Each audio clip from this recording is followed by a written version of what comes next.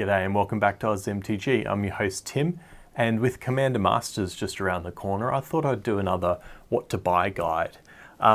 So my personal opinion with this set, don't buy any of it. Go into the secondary market once it's popped and buy those singles that you need. This is a very highly costed set. Don't get me wrong, it's a set that needed to be done for a lot of the like free commander spells that haven't been printed again. So it's good that it'll bring the price down, but yeah, this is a very expensive set. So putting my personal opinion aside, I still want to have a look at these products and see how much they cost and work out a per mythic and rare sort of slot, compare the products and see if you do have any leftover cash, say you got a nice little tax return and you want to dump a bit into some cardboard, where you should put it, and what treatments you want to chase and what we've got out of this set, what you can expect to have a look at. So currently in this set, there's 4 products in total. I'm going to look at 3 of them.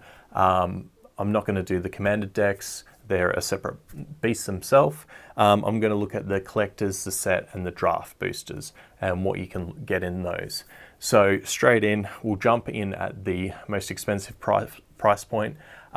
Look, I've taken a lot of previous videos and used our Australian values for a lot of these. I'm trying to find something that's a bit more universal for everyone. So what I'm going to do now is I'm working off the wholesale rates, so the products that we buy it at, so that it gives us, because you can go out there and buy them from any store, any online retailer, and they'll all be different prices.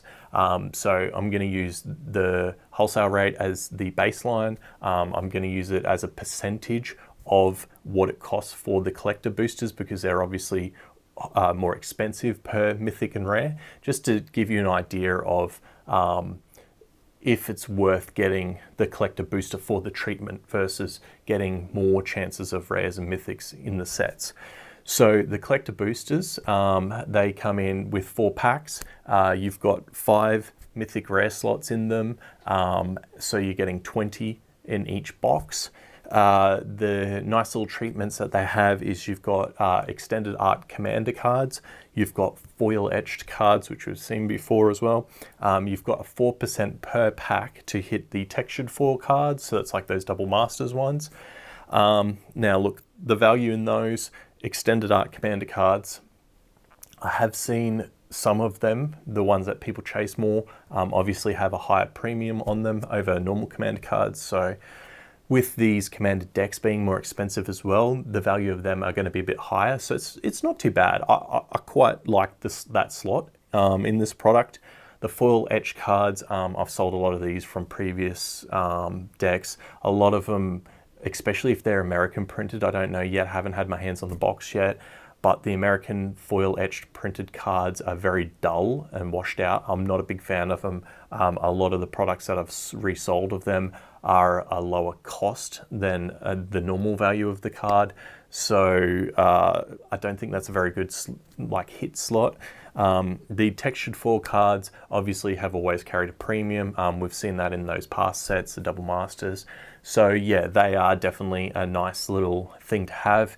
Is 4% chance per pack worth chasing. You're only getting 4 packs in a box, collector's box. It's up to you. So basically I've looked at that, at those 20 mythic rares at our price. I've given the collector mythic rare value 100%. So then we go down and have a look at the sets.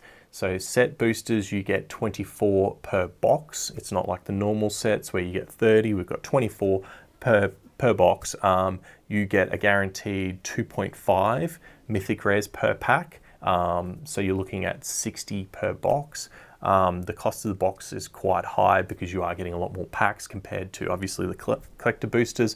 But all in all, if you average it out, it works out basically 64% price for the mythic rare. So yeah, you're getting 36% cheaper per mythic rare slot compared to your collector booster. The other nice little bonuses in here is you do get 2 wildcard slots, also a list slot as well, so you can hit more value in that. So that could reduce it down per mythic rare. I haven't given it a value in my calculations because they don't give you a percent chance. They don't tell you what cards are in it. It's a wild card, so it could be less. So it could even reduce it down to into the 50% range if you hit, compared to the collectors, which are only guaranteed those slots.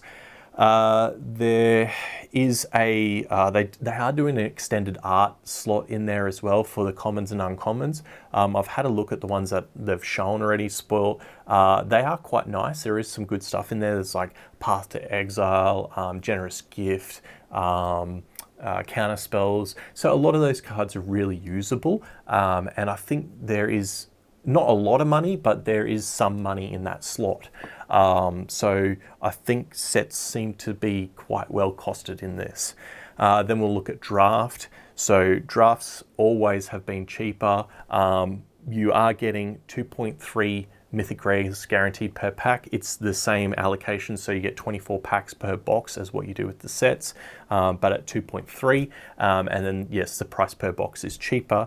So that drops the mythic rare slot cost down to 47.5% of what the collector boosters are. So it's actually like really good value. Problem with the draft is the fact that they have a lot more commons. Like their commons are sitting at about 5 to 6 more commons than what's in a set booster, compared to an uncommon slot. So it's hard. There's not a lot of value into the common. It's more into the uncommon slot there. Still not bad, don't get me wrong. But yeah, you don't have that.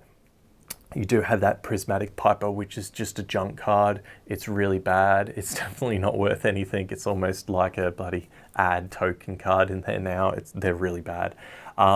So yeah, the price cost of them is a lot lower, as we always see, because they don't have all the treatments that you do get in the other ones. Set seems to be quite nice. Whether the value difference between set and collectors is worth it, I think, like for me, I'm still landing on set. I think set is where it's at. I do like though that the collectors, even being only 4 per pack, it's a cheaper cost to jump in compared to buying a whole set box. The set boxes are basically double the price of the collector's box. So you can get, if you don't have the money to get up to the set, you could go in and buy a collector's box, but in saying that, you could just buy set packs individually, which are usually a little bit higher than that as well. So yeah, all in all, interesting set. If you want these cards, if you really need a lot of these cards, like there's some good stuff in here, all the free commander spells, the medallions, you've got the Jewel Lotus as well in here, which is really cool. Yeah, there's some really cool, interesting cards in here. If you're really chasing a lot of them, yeah, go for it, buy a box or two. But yeah, obviously the secondary market at the moment, you look at the prices of what you can get them for, it will tank the prices. Some of these cards are really good though. So things like obviously Smothering Tide, they've moved up into a mythic slot. That's probably not going to affect the price of it all that much because it's obviously going to be harder to find. So yeah, I like the product. I think it's good for the format. But personally, I would buy the singles. But yeah, if you enjoy these videos, subscribe down below. We'll have some box openings coming up. Also, check out our store if you're in Australia. We have our online presence. We're selling all sealed product, so have a look there. I had a quick look around today, and we are still the cheapest in Australia for all the sealed product. So jump on there, get a little bonus from us, support the channel as well. It helps us grow a bit. And yeah, we'll catch you on the next one.